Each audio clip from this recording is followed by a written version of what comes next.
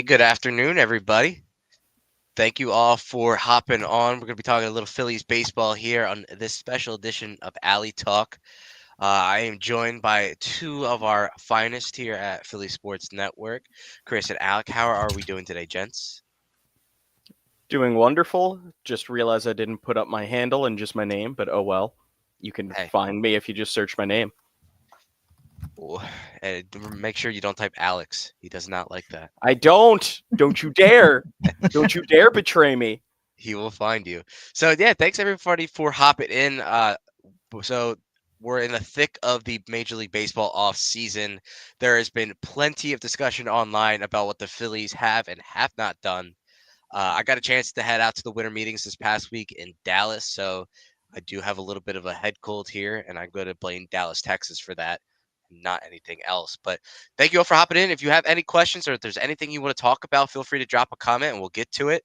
But I think the first place that we should start was kind of maybe recapping yesterday's news of Kyle Tucker going to the Chicago Cubs. One of the announcements during, I believe it was Tuesday in the winter meetings that kind of got everybody ramped up was that Kyle Tucker was on the open market. The Astros general manager made a comment that he would be listening to offers for Tucker. And I know a lot of Phillies fans were very interested in the prospect of having Kyle Tucker join the club. There was a report from Jim Bowden that the Phillies had offered Nick Castellanos and Alec Bohm in a 2-for-1 swap with the Astros for Tucker. I do not believe that is the case. And if that was an actual offer made by Dombrowski, that is kind of a joke. But he is a Chicago Cub, so I figure we can get into the trade package. I don't believe personally the Phillies should have offered that much for a 1-year rental, so we can kind of get some of the feedback there. But um, Alec, I can start with you here. Kyle Tucker, just want to get your overall thoughts on the fact that he did get moved so quickly, the package the Cubs gave up for him, and whether or not you thought the Phillies should have gone after him. So I love Kyle Tucker. Really do. Great player. Would have been an amazing fit for the Phillies in 2026 when he's a free agent.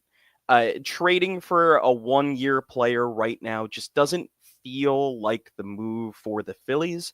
Maybe it's something at the deadline when you need a hired gun, but it just doesn't feel right for the Phillies in this moment to really give up what the Cubs gave up to try to get Tucker.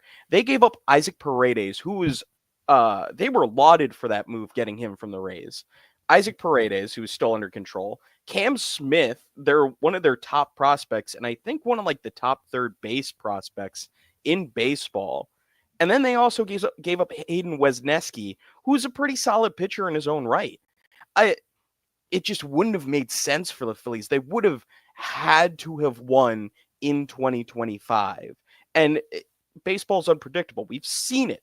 The last 3 seasons, 2022, surprise, Phillies made the World Series. 2023, surprise, they somehow collapsed to the Diamondbacks. 2024, surprise, they're a bad matchup for the Mets and they lost in the NLDS.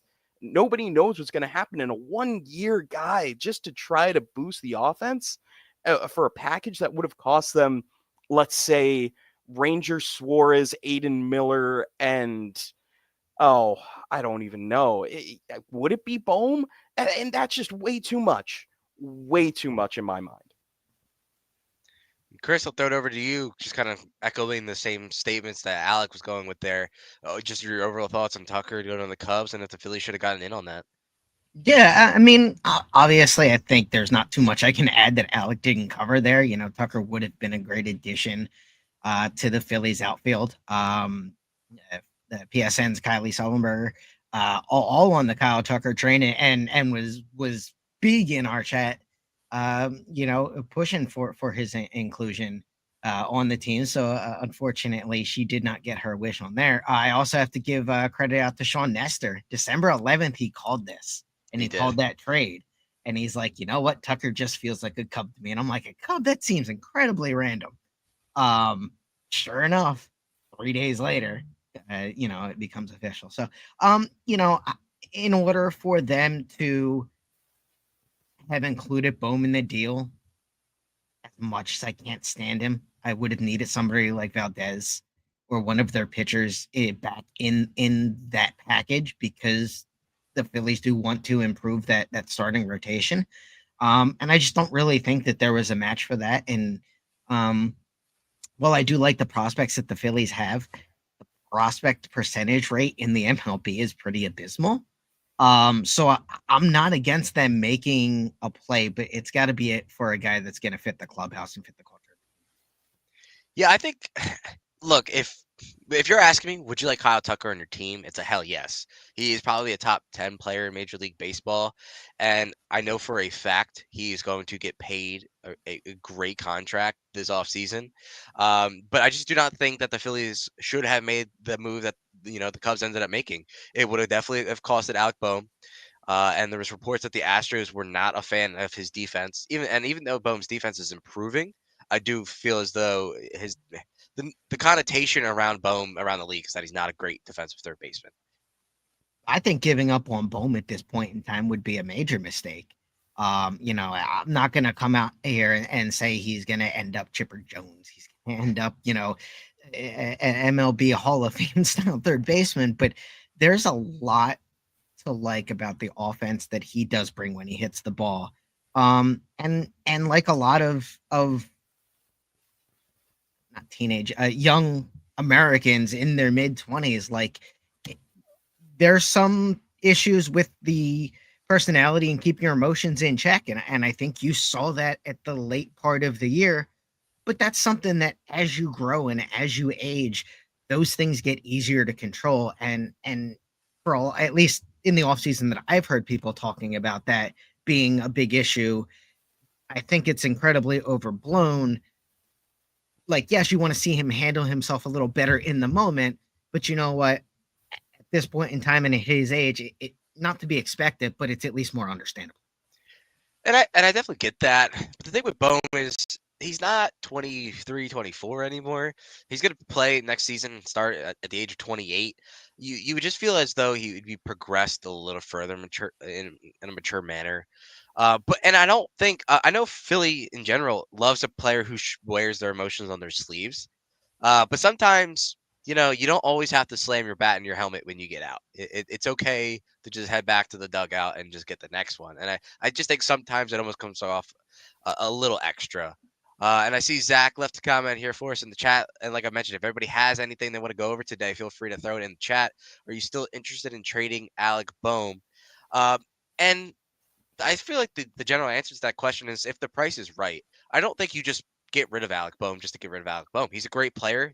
The All-Star started third base last year, led the league in doubles for most of the season. Had he not gotten injured, he probably finishes in first place.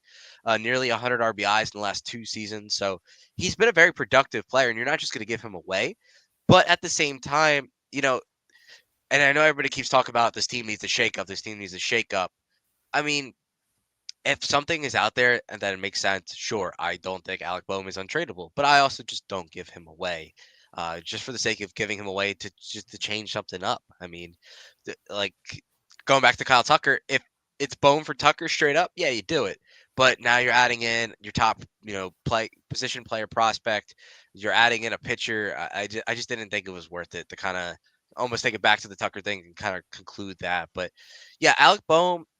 Probably, I think the reason why you hear his name so often is because he has the most value on the open trade market. Turner's not getting traded, Harper's not getting traded. You're not gonna trade Kyle Schwarber with 1 year left on his deal. I know JT Realmuto's name came up in some trade rumors. I don't see how you, with the lack of depth at catcher, I don't see how you move off of him. So it was either gonna be Bryson Stott or Alec Bohm, and Bohm just had an all-star season, so he had the most trade value, so it makes sense there. But I kind of, Alec, I wanted to throw this over to you a little bit with Bohm heading into next season. His contract, he's going to be due for a contract coming up soon. With the talks that the Phillies might want to move off of him, do you see Bohm as a guy who might get a contract extension out of Philly, or do you feel as though they might just kind of let him play things out and see where he would hit in the open market? So you would think that you would want to try to keep Alec Bohm. Drafted him third overall. He's been a good hitter, not a great hitter. But the market might just be too high on him. We'll have to see. It's going to be complicated. And Aiden Miller can play third base. Preston Mattingly has said as much. He can play any infield position the Phillies view him as. Right now, they're keeping him at shortstop because, of course, a shortstop's going to be your most valuable position outside of a center fielder. defensively. So if they can keep him here, he has more value. But if he needs to move to third base, he can. Will there maybe be some growing pains? Possibly. But you would have to live through that. But Aiden Miller seems like the real deal. He's been probably the Phillies' most exciting hitting prospect since, and I hate to say this, Dom Oh Brown. boy. And we all know how that ended up. But hey, he got an all-star appearance out of it. But you never know with prospects. You never do. But the Phillies have a guy waiting, and the timeline kind of matches up. So it's going to be rough. I don't really necessarily want them to trade Alec Bohm. But again, if the right package comes up, just keep sweating the Seattle Mariners. See if they'll give you Logan Gilbert. Like, just keep sweating and be like, you guys need offense. You guys collapsed last year. That's the one team that I feel like the Phillies could really swindle with an Alec Bohm deal. And maybe it takes a while. Maybe it just takes a while to a team to get desperate. Maybe Alex Bregman comes off the board. I think Bohm has more value than like a Nolan Arenado on the trade market. So that's such a weird thing to say. Wow. But I think it's true. And yeah, it's hard to think of what his replacement will really be, but I think the short answer is Aiden Miller. And I think that's what the Phillies' plans are right now. Yeah, it's very interesting.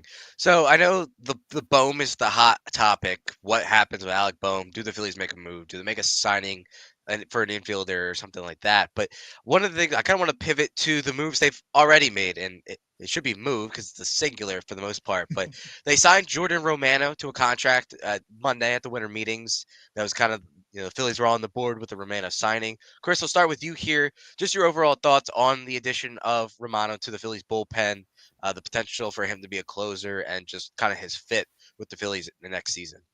Yeah, he had a bad season last year in Toronto. I believe it was a +6 ERA. But I want to say the couple of seasons before that, he was pretty good in a tough AL East. You're going up against Judge and the Yankees. You're going up against the Red Sox, the Rays.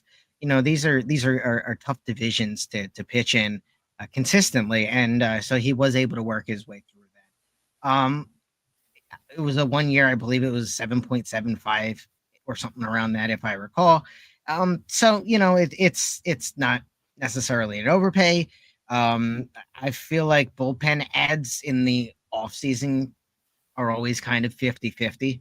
I would like to see them bring back Estevez. I liked his fit here. I liked his passion. That might not happen now with them getting the closer on board with Romano. But even Estevez, if he doesn't get the closer role and comes back as a setup guy, I mean that's an absolute great 1-2 punch. So, it's they always manage to rebuild the bullpen in a fairly successful fashion, it seems, since basically 2020. So I don't see any reason to think they got it wrong here. Alec, I'll throw it to you. I saw your smile with the 2020 Well, bullpen reference. yeah, since 2020, that's a little rough. But since 2022, they've been able to kind of find diamonds in the rough and rebuild from there. 2021 was a pretty bad bullpen too, if you It was remember. better than it was in 2020, if I remember. Okay, 2020 was the worst bullpen since 1930, which so also therefore, happened. Sure. Just You like, could only go up from the there. Great Recession in 2008 was better than the Great Depression in 1929. Sure. By those metrics. Anyway, no, I like the Romano signing. I just hope it's not their only signing in the bullpen. Losing two arms between Hoffman and Estevez. I think there still is some hope that Hoffman will be back, but who knows? I wouldn't put all the eggs in that basket, of course. But Romano, really a great reliever, I believe, from like 2020 to 2023, sub-3 ERA, or 2 All-Star appearances, really a great arm. And if that elbow injury wasn't anything serious, then why not? And this is why he's only doing a 1-year deal, not a 1-and-1. He's confident in himself that he's going to have a great season and he's going to get that double-digit extension or free agent signing in 2025. and good for him. But you know what? The Phillies can milk that one really great season out of him on their way to perhaps another World Series appearance, perhaps a World Series win. We'll see. Of course, who knows?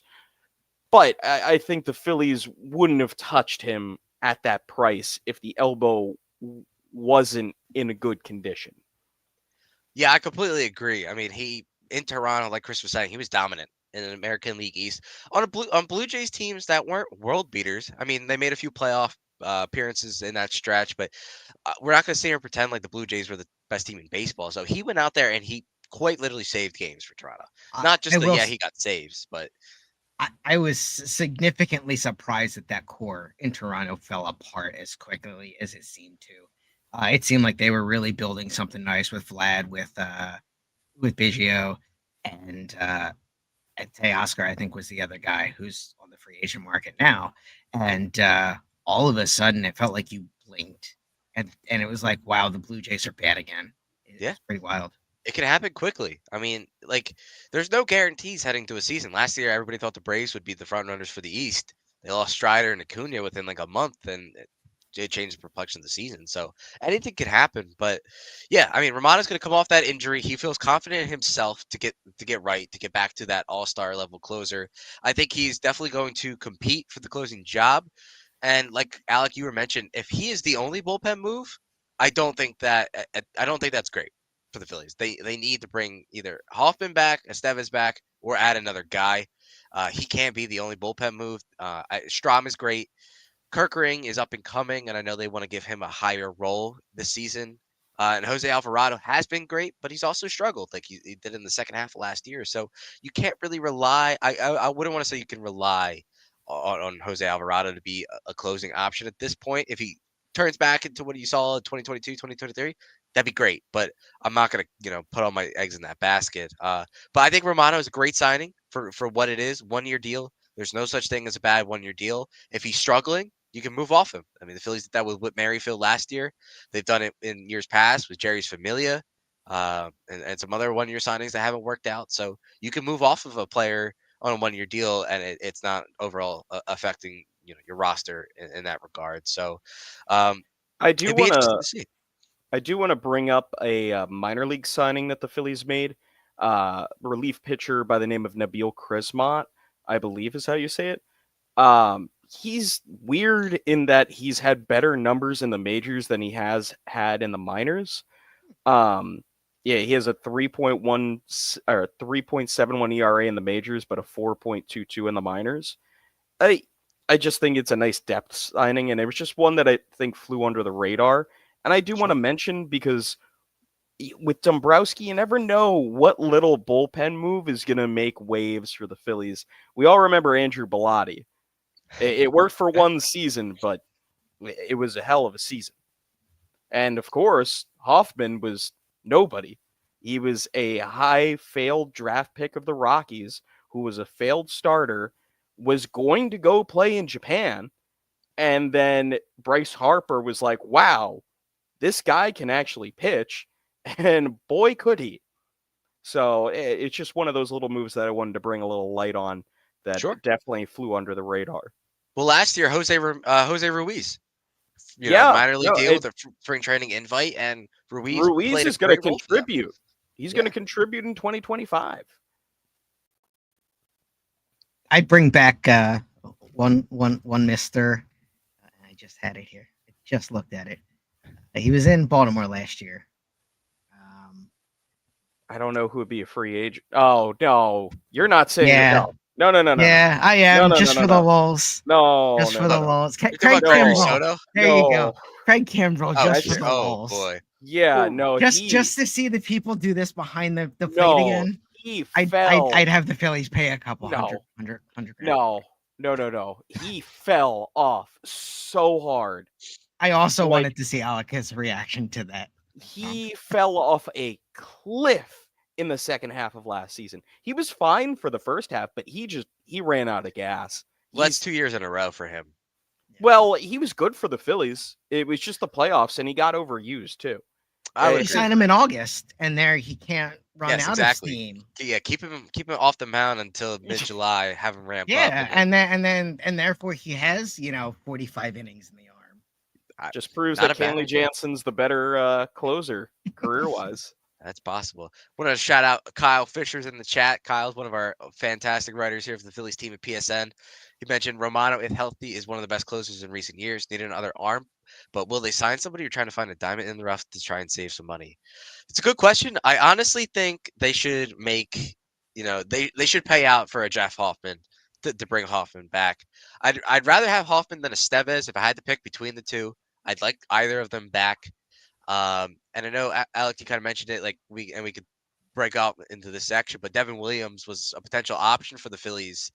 He got traded to the Yankees yesterday for Nestor Cortez and a minor league second baseman, a package the Phillies could have been competitive with, in my opinion, if they really wanted 1 year Devin Williams. But yeah, I mean, we could kind of break into that. That's another option for the Phillies bullpen that's off the board.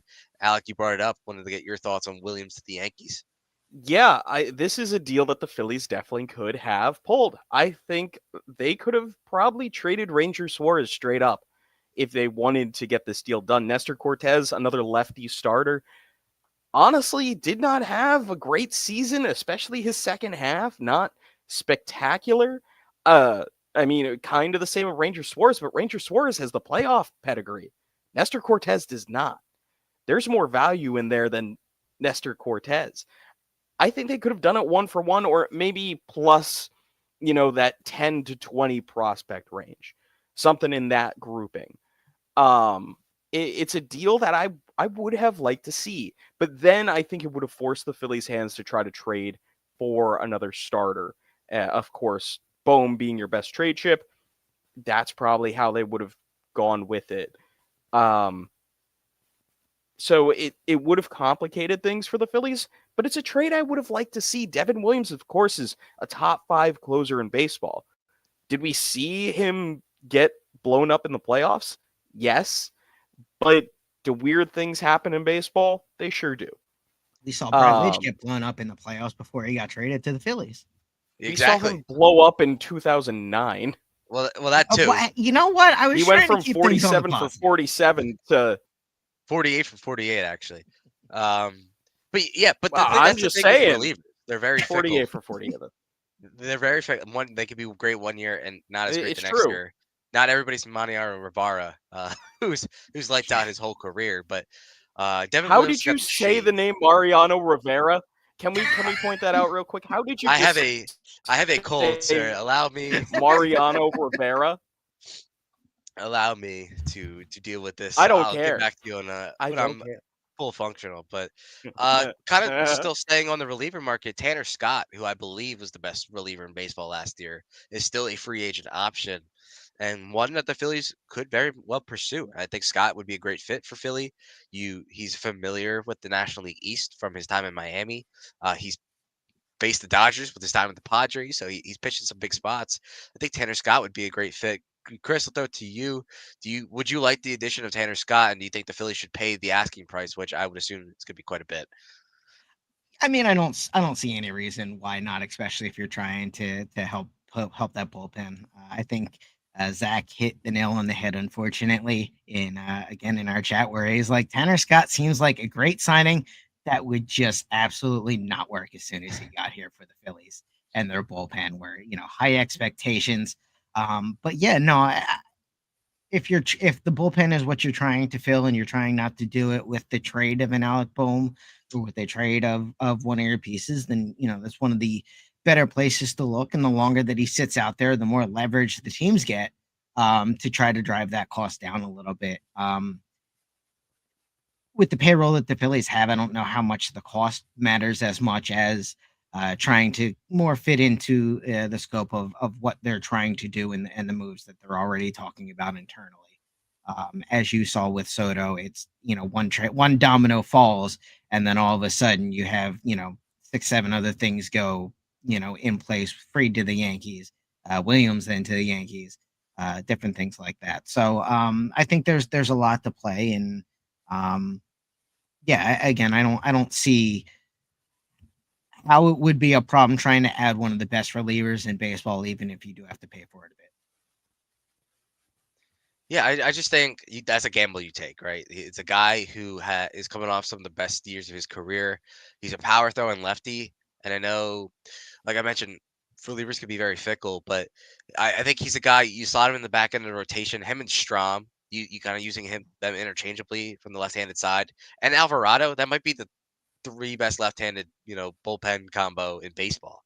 Then you would have to hope Kerkering steps up and that Romano is who he has been in the past. But that's a great five right there if you're adding Tanner Scott. And I mean, Juan Soto is now a Met.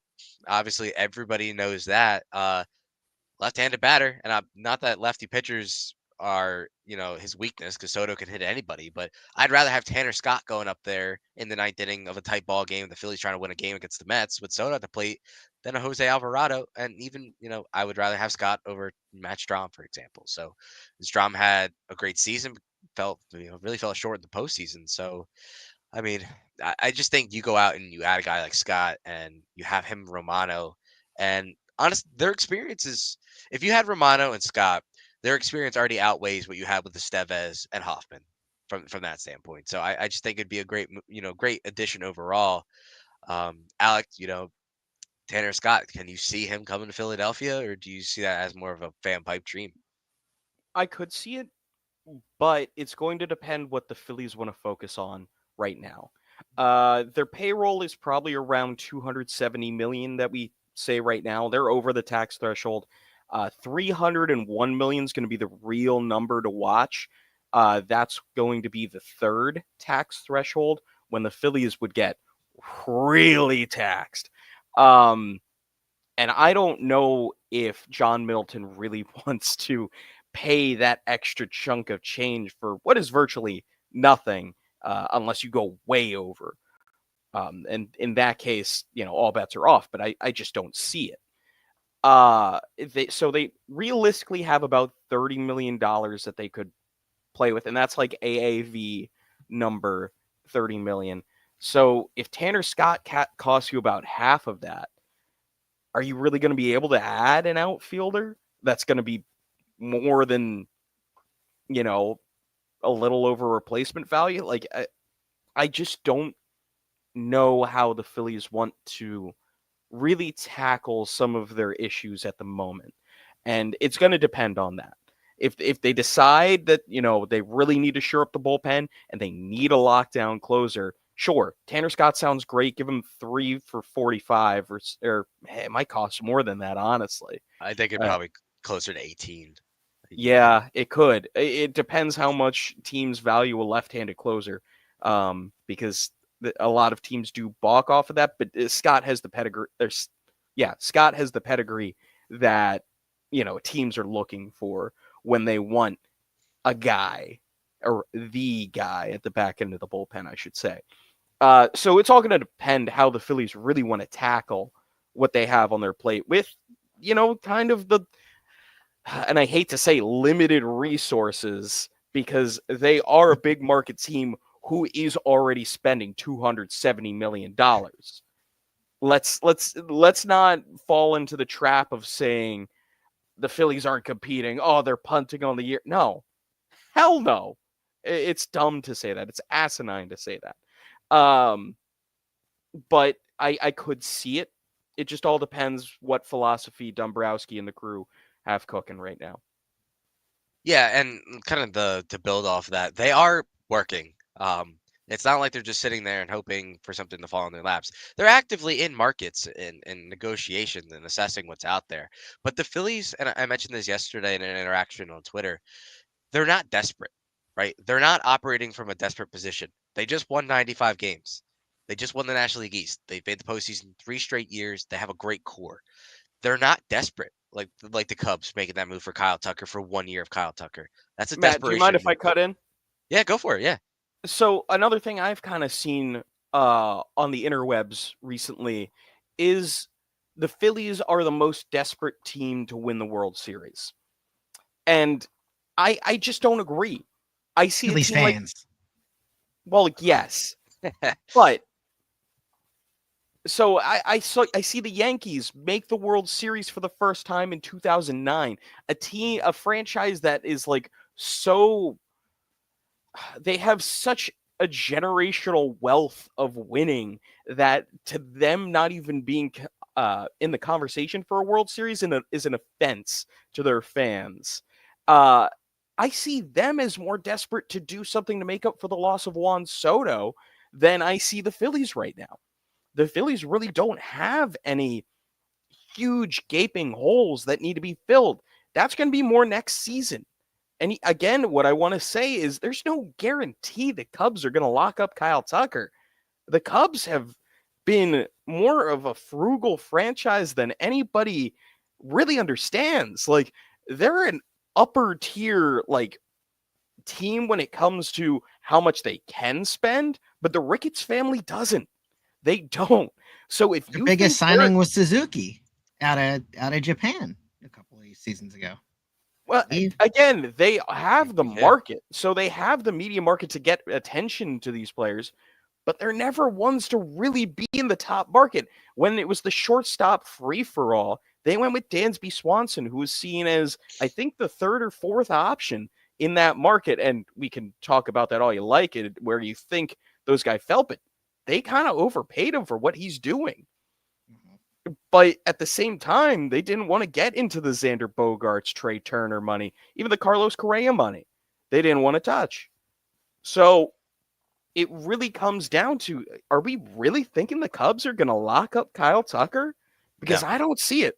Nope. I think he's going to be a free agent with the Phillies having Kyle Schwarber, JT Realmuto, and is there any other big contracts off? Ranger Suarez will be coming off the books. Yeah, he'll be off too. And you plug in Painter for his first full season at basically the major league minimum, maybe $1 million.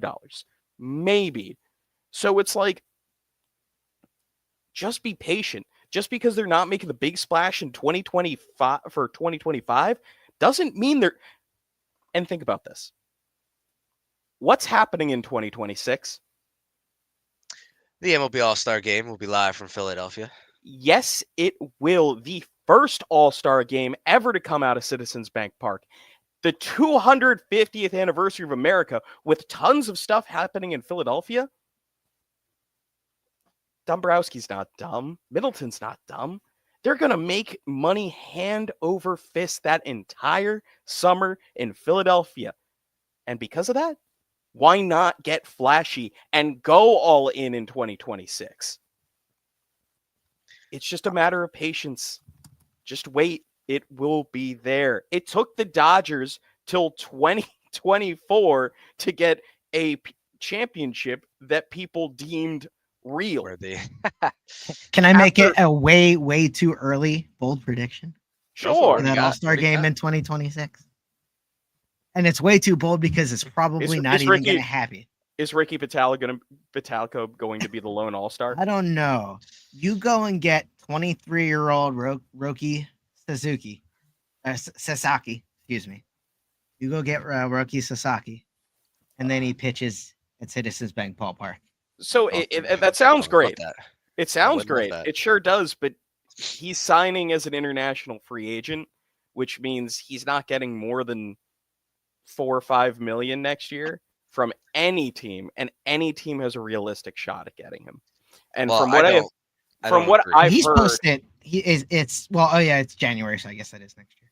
So, from what I've seen, is he does not really want to be in the big markets. Everybody's talking about the Dodgers. The Padres feel real as a destination for him, but I wouldn't be surprised if he pulls a Shota Imanaga and goes to a team that nobody really expected. But I don't think he wants to deal with a big media market like a New York or even a Philly. Send him to Pittsburgh. I mean, watch him. Listen, that would be fun. I would electric. be down for that. I think he's a Seattle Mariner, if I had to guess. I think that's a good call. I think that's fits fair. a lot of the molds for him. But so if you're watching Also, on YouTube, low key a Diamondback. Sorry.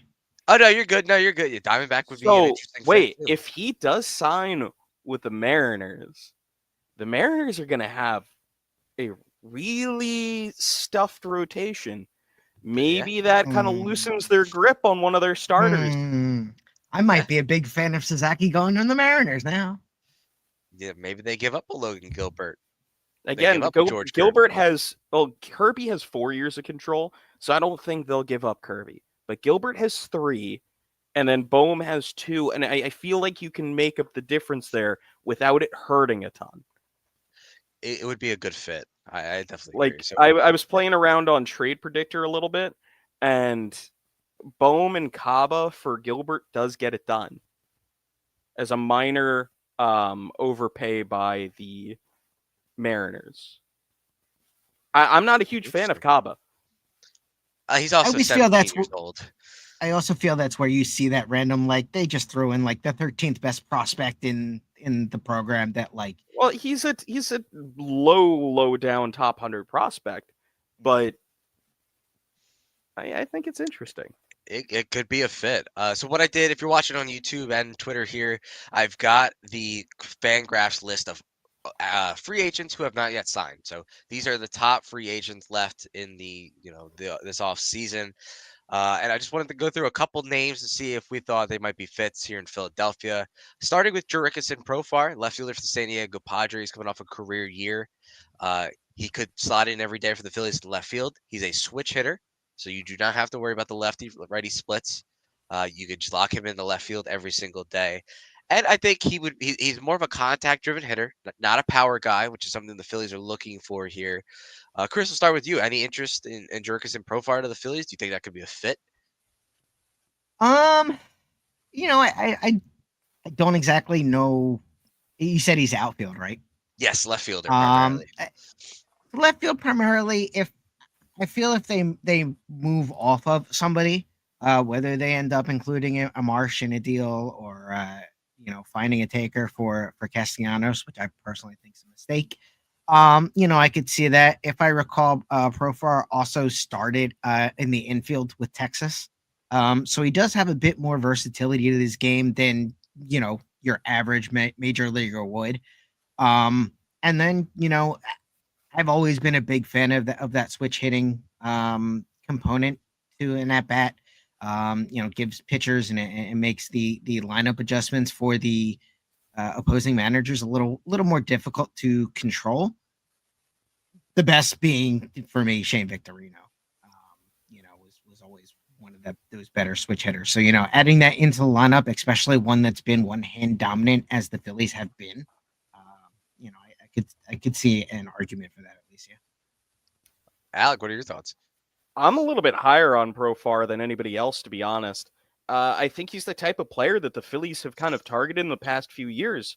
A Castellanos and Schwarber, who were coming off of career years, but you were able to get them at 20 million a piece, essentially, which in today's baseball market isn't star money; it's pretty good player money. And it seems like he's kind of like in the 15 to 20 million a year ish kind of category. And I'm interested. I'm interested. Let's see if his breakout 2024 is real. I don't know if he wants to essentially get away from the Padres. I think he did have a season that he would want to stay there. But I see him as a fit money wise for the Phillies. I really do. And you know what? I would like to comment on one of the other free agents that I see on this list and go into that talking point. And that's, I know he's older, but Kirby Yates. Kirby Yates had a 1.1 ERA last year. There's still some juice in that arm. Maybe it's only a 2-year deal, but maybe it's like 2-year 20. And maybe they could afford someone like that who is and has been a pedigreed arm in the back of the bullpen. I wouldn't be mad at a move like that. And I think it makes sense money-wise. And that could be two players that I see together on the Phillies, would be Kirby Yates and Jurickson Profar. Yates is a little scary for his age, but again, an amazing all-star season with Texas. I think we're seeing a Kirby Yates resurgence. Yates could be definitely a good fit for the Phillies. I know he's already had 2 stops here, but David Robertson put together a really nice season again last year. And I know he's going to be 40 years old heading into Third next time's year. gonna have to be the charm.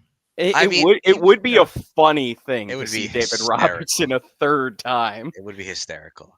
First time, we barely knew you. You kind of weren't even here. The second time, it's like, oh yeah, we went to a World Series with you. Third time, it's just like, Shit, maybe. Yeah, maybe, another All-Star appearance for him.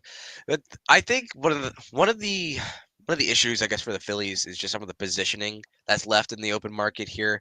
There's a lot of first basemen and infielders that still remain. With the outfield market starting to dry up quite a bit. We mentioned Profar, Teoscar Hernandez, and Anthony Santander are two options. Santander being a switch hitter, which could be beneficial, but those are both power bats. And they're great hitters, but the Phillies have a lot of those swing and miss types, all or nothing types already in your lineup. And I know that's something they're looking to get away from. It looks like Teoscar's heading back to the Dodgers. It seems like he's going to take a team-friendly deal to stay in LA. So it might just be between Santander and Profar as options. deferred money, deferred money. Yeah, yeah, exactly. Jack Peterson would be a cool signing. He doesn't necessarily fit. It's a lefty. Well, remember when he was a Philly for like 2 days? For like 2 hours, he posted a picture of the Fanatic. Um, that was a fun little off-season wrinkle, but just looking at some of the options, and there's a lot of starters out there. The Phillies don't necessarily need to dive into the starting market, but boy, if they added a Corbin Burns to this rotation, Could you the perception imagine if they changed. added a Nick Pavetta to this rotation? Oh boy, Wow. wow, Nick Pivetta. I wonder if anybody has any photoshops of him in the Phillies uniform. Yeah, Uh, that'd be Be a something. tough one to get. I yeah, do that'd want be to hard. say how in the it's crazy to think about his career projection from where he was in Philly to getting a qualified offer worth around 21 million and rejecting that offer. Yes, which was crazy in my opinion. I think so too. I think he's going to get less annually, but maybe he gets like 460. It's very possible. So those are just some of the different options that are still out there for the Phillies. Obviously, the trade market is something they've seemed to heavily explored so far this off season. But just kind of, I understand there's general frustration with the fan base that they haven't made many moves. Romano being the only major league move at this point.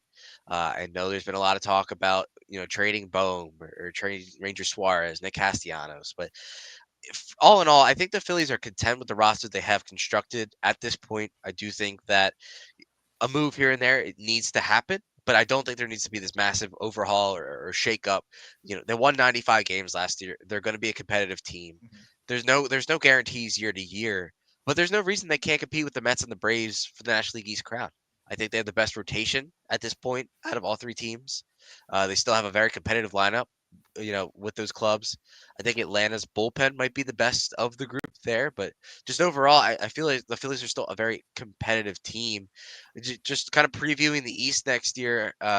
Chris, I'll throw it to you to start. Where do you think the Phillies fit in the National League East in 2025? Yeah, I mean they were the winners in 2024, and that wasn't a mistake. They were able to adapt and overcome, so to speak, and really take that crown away from the Braves. Yeah, the Braves had a down year with injuries. The Mets came charging hard, at the back end of the season, but ultimately after July, August, it was basically a runaway in the division for Philadelphia. So that's a big checklist goal accomplished for those guys, even if it's not the ending that everybody in Philadelphia wanted. That's a major deal for a baseball club to win the division and win that NL East. So I would think that it would be maybe a good 75% as important for them to repeat as NL East champs as it would for them to claim a World Series. Obviously, putting that the shiny trophy over your head and like Chase Utley is saying we're world effing champs. That's the end game for everybody that plays baseball. But I think one of the next best things you can do is win your division because that shows the consistency over 162 games, and that's one of the hardest things you can do in all of sports. So Yeah, in my mind, I like the idea of pushing it back to the last golden era of the Phillies, But I want to take it back to 2007 when Jimmy Rollins said we're the team to beat. Listen, they were coming in and they had to prove that. But listen, the Mets are the team with the shiny new toy, the shiny new car in the garage. They just got that major money, and they want to take it out for a spin. Wouldn't it be a shame if the Phillies say, no, this is our division, and we're going to keep it? I do like the Mets roster, but I don't think they're world beaters at this point. The Dodgers are still a more dangerous roster than the Mets at this current moment.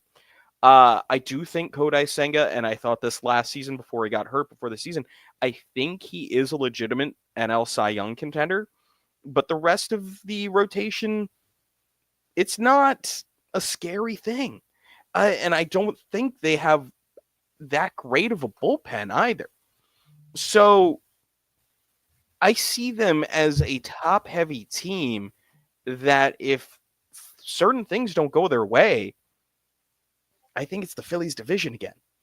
Now, with the Braves, I think they have way too many question marks after Max Fried left. Now, I pointed this out on Twitter, but the Phillies actually did hit well against Max Fried, so it will be sad to see him leave the division, actually. They had I think he had a 4.04 or something ERA against the Phillies. Not terrible, but certainly not, oh, we're so glad to have him gone numbers. But they have a lot of question marks. Spencer Strider coming back from Tommy John, Acuna returning from his second major injury. Mm-hmm. You don't know what to expect. Ozzy Albies is going to be a free agent next year, and I'm almost certain they're not going to re-sign him because he's been playing on the cheap for the last half a decade for the Braves. So there are a lot of unknowns for Atlanta. I wouldn't be surprised, and here's my hot take. I wouldn't be surprised if the Nationals jumped the Braves next year. And Oh, number one overall selecting Washington Nationals. yeah, that So was crazy. that is kind of crazy. But I see James Woods as one of the next young superstars of this league. When he was traded in that Juan Soto deal, I was like, wow, okay, they got a great prospect here. They got who's the Mackenzie Gore, who showed some great things in 2024. They have who's the CJ other Abrams, no, the who's the shortstop. other young starter? Um the righty. I can't think what his name is off the top of my head. Yeah, no, But I'm not. he's been very solid for them, and I think he could take a next step. Um, if they make some moves in this offseason, I think they're right there with Atlanta. And they could be a pesky team for the Phillies even. So that's my bold prediction is that Did Josiah Atlanta, Gray? yeah, Josiah Gray, that's who I was thinking of. I think that the Nationals are going to jump the Braves in the division. That is certainly a hot take. I would say that. I do think the Nationals are going to be in the hunt late into the year. We'll have to see where they're at the trade deadline to see if they end up being buyers or sellers again. But Washington's going to put up a fight for the East. I know you don't play as many division games anymore, but Dylan Cruz, too. Didn't even mention him. Dylan Cruz, yeah, they have a Mhm. lot of great young talent. And I can see the Nationals in a market for a Christian Walker or a Carlos Santana, a good veteran player to help establish them, a culture in a young locker room. So I don't know how real it is, but it sounded. I heard something that they were even in on Bregman, which I I don't was know gonna say how a real that Bregman is. would be fantastic for them. I don't see it happening because why would Bregman go to basically one of the worst Maybe teams in some the maybe MLB? some But place that he wants to be a star. Maybe Jason he's Worth did it. because he's always kind of Bregman's always been second fiddle. He's been it's true. second fiddle to Altuve for his entire career in terms of the star power in Houston. Plus other guys that have come through like Carlos Correa, even Springer when he was Mhm. at the peak of his game was probably a bigger star than Bregman was. Yeah, So if I'm him, why not? Why not go to a lesser team and be like, I'm the star of this franchise. I want all the kids to buy my jersey. I want to be the name on the back of those jerseys all around the stadium. Because otherwise, he kind of gets lost in the shuffle a little bit as a role guy. I don't really think it would be a step down for him. I think his ultimate landing place would be replacing a former Philly over there in Detroit Uh, and replacing Matty Vierling at third base for the Detroit Tigers That's a great oh, fit. all right, and yeah, that is pushing a some good more fit. chips behind that postseason opportunity last year. It's And he's crazy how familiar with bad AJ that. Hinch. Yeah. Oh, yeah. Didn't even think about that connection. But speaking of connections, I want to run something by you guys that Jim Salisbury kind of brought up in the Philly Show podcast, um, also dubbed the Todd Pod by some. Uh, but it was an idea that I really liked, and Dombrowski has connections to both of these guys from his days with the Tigers, and there are two older guys out on the market, Max Scherzer and Justin Verlander, who maybe you go to and say, how do you feel about spending one of your last seasons as a late inning relief guy? Take a page from which was the Braves starter that went It was to the John ball? Smoltz. John Smoltz went and was an all-star closer basically for a year. See if they want to, go for that and be like, hey, save your arm a little bit. Don't throw it out. Go to our bullpen. You know how we do things here. We're an exciting team. You're going to get to the playoffs. I think it could be something interesting to look into. And Scherzer maybe might not you have to go say, very far. and yes, but also at the same thing, you could say, hey, if you want to start, first 2 months of the year, you can start. We've got this young stud coming up behind you. We want you to mentor him. But after he comes up, we're going to throw you out the back end of the bullpen. Be like, we expect you to throw about 100 innings next year. Why It's not? it's certainly an option. I almost think that Scherzer would translate better than Verlander into a reliever role. I just think he has the mental for it. But it could be very interesting. There has not been a lot of discussion on either player from what I've seen. Really, not even a lot of talk around them in the winter meetings. So it'd be interesting to see where they both land. I think it'd be cool nostalgic wise for Verlander to go back to Detroit and Scherzer to go back to Washington to help lead those young clubs to a postseason, um, especially Detroit helping them build upon what they had last year. So I think those would be some pretty natural fits. Alec, I know you mentioned that Jim Salisbury brought up the idea. It's certainly something worth kicking the tires around.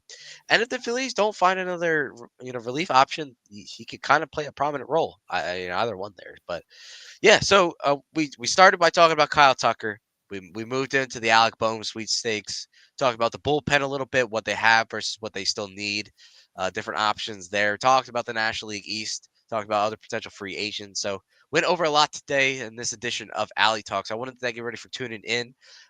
Expect more Phillies coverage as we progress throughout the offseason heading into the 2025 campaign.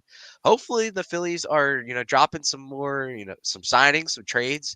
Who knows what might come in the next, couple months here, but the stove is hot. Things are happening, and baseball offseason is probably as healthy as it's ever been. So wanted to thank everybody for tuning in this afternoon.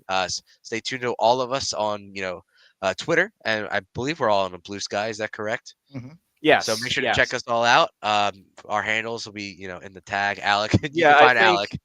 so. I think you can find me. I think it's Baseball Alec and the rest of that Blue Sky chain. But I've had it for about a year. I like Blue Sky personally.